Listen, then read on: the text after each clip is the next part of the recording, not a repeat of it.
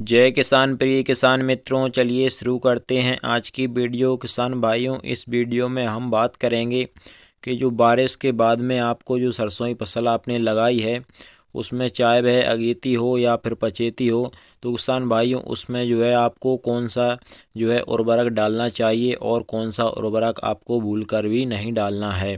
तो किसान भाइयों इसके बारे में हम आपको पूरी जानकारी देंगे वीडियो में। तो किसान भाइयों वीडियो के साथ आखिर तक बने रहिए, और अगर आपने अभी तक हमारे चैनल को सब्सक्राइब नहीं किया है तो जल्दी से चैनल को सब्सक्राइब कर लीजिए और वीडियो को लाइक और ज़्यादा से ज़्यादा हमारे सभी किसान भाइयों के साथ शेयर कर दीजिए। किसान भाइयों चैनल को सब्सक्राइब ज़रूर करिएगा, क्योंकि इसी प्रकार की नई नई और आपकी फसलों से जुड़ी सुरक्षा की और उत्पादन बढ़ाने की जानकारी हम आप तक रोज़ाना पहुंचाते रहते हैं। तो किसान भाइयों चलिए वीडियो में आगे बढ़ते हैं और आपको बताते हैं कि आपको जो है अपनी सरसों की फसल में बारिश के बाद में जो है अगर आपकी सरसों की फसल में जो है फलियां बन रही हैं और फूल भी है, तो किसान भाइयों इस समय पर जो है आपको भूल कर भी किसी भी ग्रोथ प्रमोटर का उपयोग अपनी सरसों की फसल में नहीं करना है।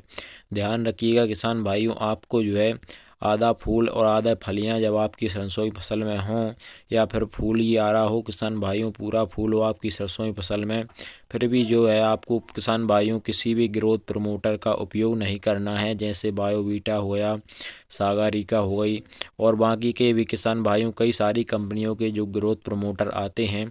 किसी भी ग्रोथ प्रमोटर का उपयोग जो है आपको किसान भाइयों इस समय पर नहीं करना है। एक सावधानी तो यह रखनी है किसान भाइयों आपको। और दूसरी सावधानी हम बता देते हैं किसान भाइयों आपको, जो है कि जब भी आपकी सरसों की फसल में फूल आना स्टार्ट हो गया हो, उसके बाद में किसान भाइयों आपको भूलकर भी अपनी सरसों की फसल में जो है यूरिया का उपयोग नहीं करना है। किसान भाइयों ध्यान रखिएगा, जब आपकी सरसों की फसल में जो है 25% से अधिक फूल आ गए हों, तो उस समय पर किसान भाइयों आपको जो है यूरिया का प्रयोग अपनी सरसों की फसल में भूल कर भी नहीं करना है किसान भाइयों। चलिए किसान भाइयों, यह तो बात हो गई कि आपको जो है अपनी सरसों की फसल में कौन सी सावधानियां रखनी चाहिए और कौन से उर्वरकों का प्रयोग अपनी सरसों की फसल में नहीं करना चाहिए। अब बात करते हैं किसान भाइयों कि आपको जो है बारिश होने के बाद में, या फिर किसान भाइयों आपने जो बारिश नहीं हुई है आपके क्षेत्र में और आपने जो है दूसरी सिंचाई की है, उसके बाद में किसान भाइयों जो है आपको कौन से उर्वरक जो है अपनी सरसों की फसल में डालना चाहिए। चाहे आपने पचेती सरसों की बुवाई की हो, तो फिर भी जो है किसान भाइयों आपको बहुत ज़रूरी है इस उर्वरक को जो है अपनी सरसों की फसल में डालना। तो किसान भाइयों इस समय पर आपको सिर्फ और सिर्फ NPK 05234 का एक स्प्रे अपनी सरसों की फसल में करना बहुत ही ज़रूरी होता है। अगर आपने किसान भाइयों पचेती सरसों की बुवाई की है, तो फिर तो और जो है आपको बहुत ही ज़रूरी हो जाता है पचेती सरसों में NPK 05234 का एक स्प्रे करना।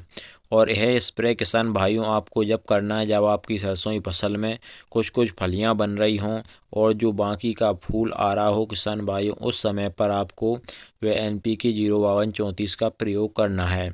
और किसान भाइयों अगर आपके क्षेत्र में बारिश हो गई है, तो उसके बाद में भी जो है आपको NPK 05234 का प्रयोग करना है। किसान भाइयों इसके और भी फायदे बताएंगे हम आपको, लेकिन उससे पहले किसान भाइयों इसकी मात्रा बता देते हैं कि आपको जो है अपनी सरसों की फसल में इसका कितना उपयोग करना है। तो किसान भाइयों इसको जो है 1 किलोग्राम प्रति एकड़ के हिसाब से आपको 150 लीटर पानी के साथ यूज करना है अपनी सरसों की फसल में।